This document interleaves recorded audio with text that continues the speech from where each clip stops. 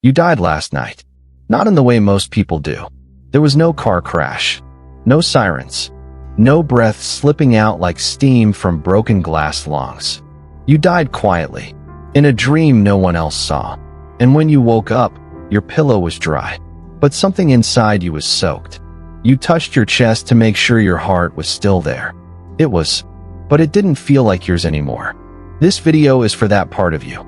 The part that can't explain what happened, but knows it was real. If you stay till the end, 3 things may happen. First, you'll begin to see the unseen patterns behind your anxiety and restlessness. Second, you'll meet a story that feels like it came from centuries ago and yet speaks your name. And third, you may not become fearless, but fear may stop sitting in the driver's seat. You ready? Then close your eyes, just for a moment. Not to escape, but to begin again, from the dark. Opening silence. There is a kind of silence that doesn't arrive with peace. It arrives with doubt. You know that moment when you sit down after a long day, and instead of calm, you feel a kind of echo? Not the absence of noise, but the residue of too much of it. The conversations that went nowhere. The decisions you avoided. The text you didn't reply to. The way you smiled when you didn't mean it. That kind of silence doesn't hug you. It haunts you. And that's the silence he was sitting in. He didn't expect the dream. It wasn't one of those dramatic movie-like sequences. There was no cliff, no running, no glowing white tunnel. There was just him, standing over his own body, looking down at himself like a stranger. It was the version of him that always rushed, always fixed, always explained. And now it was still. And the strangest part? He didn't feel fear that he felt. Relief. He watched his own fingers, still, his own eyes, closed. And something in him whispered, "You've been dead for a long time." This is just the first time you noticed. He woke up, not with a start, but with a strange stillness. The clock blinked 3:03 a.m. The window was open. The wind was colder than usual. He got up, walked to the mirror, and for a moment, he didn't recognize the man staring back. Not because he looked different, but because he wasn't pretending. Something in him had cracked. Not broken, not ruined, just cracked.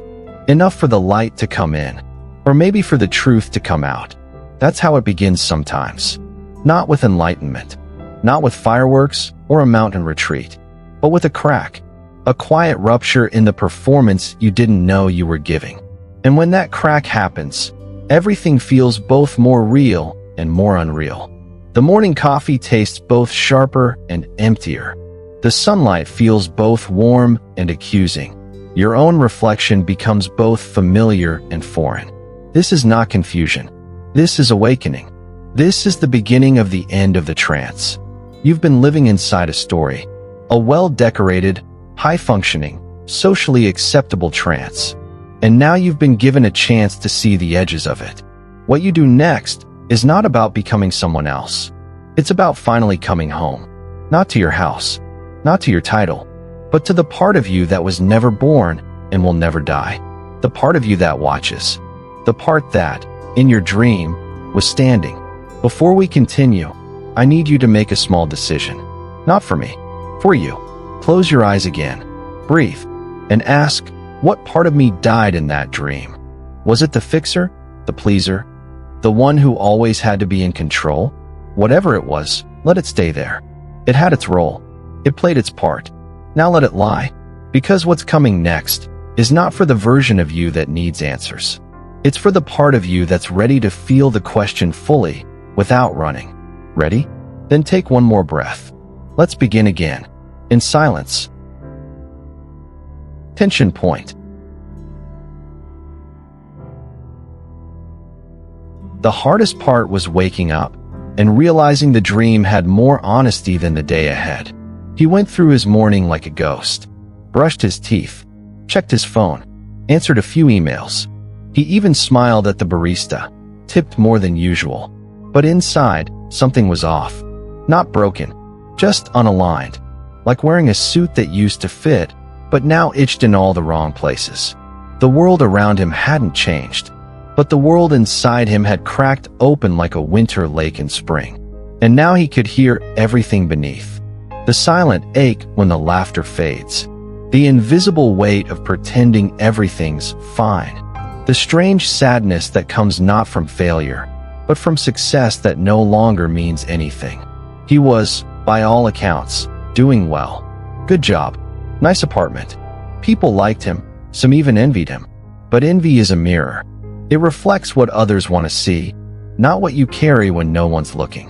And what he was carrying was heavy, not in pounds, in questions. Questions that haunted the quiet spaces. Is this it? Have I spent my life climbing a ladder leaning on the wrong wall? Why do I feel more alive in my dreams than in board meetings? At first, he tried to shake it off. Went back to the gym, ate cleaner, took cold showers, booked a weekend retreat. But the silence came with him.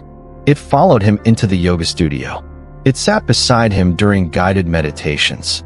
It stared back from the candle he lit beside his bathtub. There's a particular kind of grief that doesn't come from losing someone. It comes from losing a version of yourself you thought was real. And when that version dies, quietly, without ceremony, without warning, you don't know how to mourn it. Because no one else sees the funeral happening behind your eyes. They just see you being a bit quiet lately. But you see the ashes. You walk through the ruins of a life that looked perfect, but felt like sleepwalking. And you wonder, what now? Who am I without the roles? The achievements? The busyness? The scariest part wasn't losing it all. The scariest part was realizing none of it was ever really you. And without it, you're free. But freedom is not peace. Not yet. At first, freedom feels like falling. Like having no ground beneath your feet. Like having no script to follow. No applause to chase. No mask to wear. Just you. Naked. Uncertain. Breathing in a life you don't yet recognize. This is not depression. This is the death before rebirth. This is not weakness. This is the body remembering what it means to be alive. But before it can rise, it must unravel. The stories. The identities. The myths. And that unraveling hurts. Because the mind clings to the known, even when the known is killing us softly. He found himself crying during a podcast about trees. He didn't know why. He found himself standing in the cereal aisle, staring at boxes for 10 minutes. He didn't know why. He found himself walking without knowing where he was going. And finally, one day, he sat on a park bench, the same bench he and his best friend used to sit on every autumn, and it hit him. He hadn't cried when his friend died. Not really. He'd given a speech, shaken hands, donated to a charity in his name. But he hadn't really cried, because crying would have meant acknowledging something deeper, that it wasn't just his friend who died.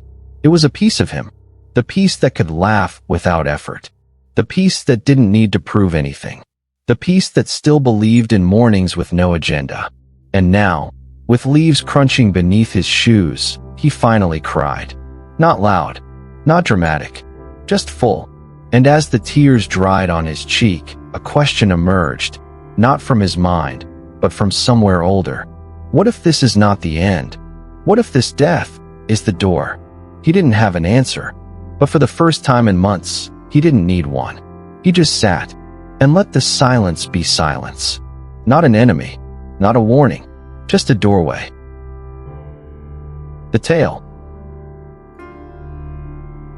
They called him the blind monk, but he hadn't always been blind. There was a time when he could see the world like everyone else. Colors, shapes, sunsets, the way light bounces off still water. But one day he made a vow, a quiet one. No audience, no temple ceremony, just a vow between breath and bone. He vowed not to lie down for the entire rainy season retreat. 3 months, no reclining, no surrender to rest. He wanted to stay awake, not just physically, but in every sense that mattered. He believed that to walk the path, you had to stop sleeping through it. So he walked, day and night, pacing slowly, feeling the earth through his feet, listening to the whispers of wind through leaves. He walked until his legs ached. He walked through storms, through silence, through the screams of his own fatigue. And then, slowly his sight began to dim. At first, just blurs. Then shadows. Then nothing. The physicians warned him. The villagers begged him to rest. But he didn't. Not out of pride. Not out of ego. But because something in him had already seen enough. And now, it was time to see differently. One night, while walking his path behind the monastery, he stepped unknowingly onto a bed of insects. Hundreds of them. The next morning, the ground was black with stillness. Whispers spread. Did he kill them? Isn't that against the precepts? Shouldn't he have known? The blind monk said nothing. He bowed his head and kept walking. Eventually, word reached the teacher. He listened. He closed his eyes. And then he spoke. He did not kill. Not knowingly. His heart was clear. The monks were puzzled. But Master, isn't action what matters? The teacher looked at them and said, No. Intention is the seed. Action is the fruit. The seed was pure. The blind monk heard of this. He didn't smile. He didn't weep. He just walked. He kept walking even when his feet blistered. Even when his robe tore. Even when his stomach turned from hunger. He walked not to get somewhere. He walked to stay. To stay with the present. With the breath. With the vow. One afternoon, a young novice asked him, Do you regret it? Losing your sight? The blind monk tilted his head and said, I lost my eyes, but I found a vision I'd been blind to my whole life. The novice didn't understand. But years later, after the monk had passed, quietly, with no drama, under a sky full of stars, the novice remembered those words and wept, because now he understood. To see the truth, sometimes you must lose the eyes that only see illusion. To stay awake, sometimes you must walk blind, not to punish yourself, but to walk without distraction, without decoration, without looking for applause. That's how the blind monk became the one who saw more clearly than anyone, not through his eyes, but through his vow. DhammaMirror, verse 1. All mental states are preceded by mind. Mind is their chief, they are mind-made. If with an impure mind one speaks or acts, suffering follows him like the wheel that follows the foot of the ox. DhammaMirror, chapter 1, pairs, verse 1, translation by E.W. Burlingame, source, DhammaMirror commentary, story 1. Insight shift. He couldn't stop thinking about the monk, not because of the blindness, but because of the vow. Something about it clung to his mind like smoke after fire. The idea of walking, not to arrive, but to remain. Of losing sight, not as a tragedy, but as a portal. He sat in his apartment, lights off. And for the first time, he didn't reach for the switch. He just sat, listened. Let the hum of the fridge and the faraway city noises become a kind of symphony. Not pleasant, but real. He thought about how much of his life had been about chasing clarity, fixing problems, setting goals, solving chaos. And now, sitting in the dark, he realized he'd never questioned the impulse to see more. But maybe the seeing had been the problem. Because to see, he needed things to make sense, to be labeled, organized, predicted, and life had refused. So he'd punished himself, called it failure. But what if? What if clarity isn't what happens when you see everything? What if clarity is what happens when you stop needing to? He remembered the monk's words, I lost my eyes, but I found a vision I'd been blind to my whole life. What had he been blind to? He thought of the dream again, standing over his own body. The strange peace. Not terror, not panic. Peace. He remembered how, in that moment, everything had felt simple. There was no performance, no tasks, no unfinished conversations, just stillness. And now, with his eyes wide open, he felt the same stillness, creeping back in, not to numb, but to invite him to stop chasing, to stop labeling every feeling as a signal to fix something, to stop treating discomfort as a sign of error. He thought of the monk walking, step by step, even as his eyes failed, not clinging to the path, just becoming it. And suddenly, he understood. It wasn't about quitting his job, or moving to the mountains, or changing his diet. It was about becoming like that monk, in his own way, choosing, each moment, to keep walking. Not with answers, not with vision, but with vow. His vow wouldn't be the same. He didn't need to give up his bed, or live in robes, but he could make a vow, right here, in this room, in this body. A vow not to keep sleeping through his own life. A vow to meet each moment, especially the ones that hurt, with presence, not escape. He whispered it, not as a resolution, but as a promise. A quiet one. No audience. No fanfare. Just breath and bone. I will stay with what is real, even when it blinds me, especially then. And when he opened his eyes, the world hadn't changed. But something had. Not in the sky. Not in the city. In him. A kind of quietness that wasn't empty. A kind of stillness that didn't ask for permission. A kind of vision without eyes. Practice in stillness. Let's not rush into silence. Let's let it find us. You don't need to close your eyes. But if you do, don't do it to escape. Do it to arrive.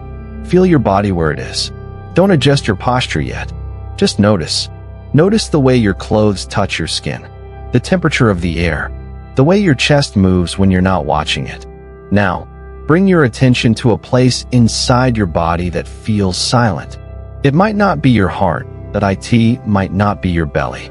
It might be somewhere behind your eyes, or between your ribs, or just above your navel. Wherever it is, don't try to control it. Just notice it. Let it breathe without your help. Let it exist without your commentary. This silence isn't empty. It's pregnant, with everything you've been trying to hear. Now, imagine a vow, not as words, but as a warmth. A tiny flame that doesn't burn, but hums. Place that flame inside your silent space. Let it glow there. Let it be the part of you that says, I will stay. I will see without needing to understand. I will let myself be changed. And now, breathe in through your nose, gently. Hold it, not out of tension, but reverence. Then let it go through your mouth like wind through tall grass. Again, this time, with the intention to stay with yourself. Inhale. Hold. Exhale. You're not fixing. You're not healing. You're not manifesting. You're remembering. You are the monk. You are the vow. You are the silence. Stay here, even if only for 3 breaths more. And when you open your eyes, don't try to be different. Just be, and let the vow walk with you. Not loudly, not proudly, but faithfully, like a shadow that doesn't need sunlight to exist. Echoing question. What if the version of you that died in the dream was never truly alive? What if the death wasn't a loss, but a doorway?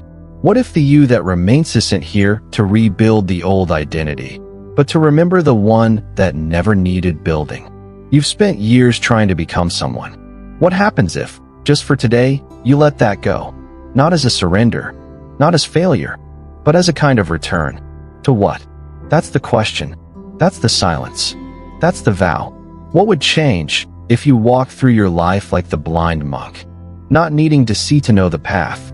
Not needing applause to know your worth. Not needing certainty to keep walking. Would you speak differently? Would you listen more? Would you breathe slower? Or would you simply stop running? What would happen if you let stillness lead instead of thought?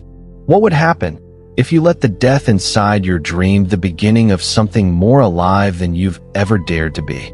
Not louder, not better, just truer. What would happen if you stopped asking that question and lived it? If something inside you shifted, stay with it. Subscribe if you want more stories that don't speak at you, but with you. And if you're not ready yet, that's okay too. Just breathe. We'll be here when you are.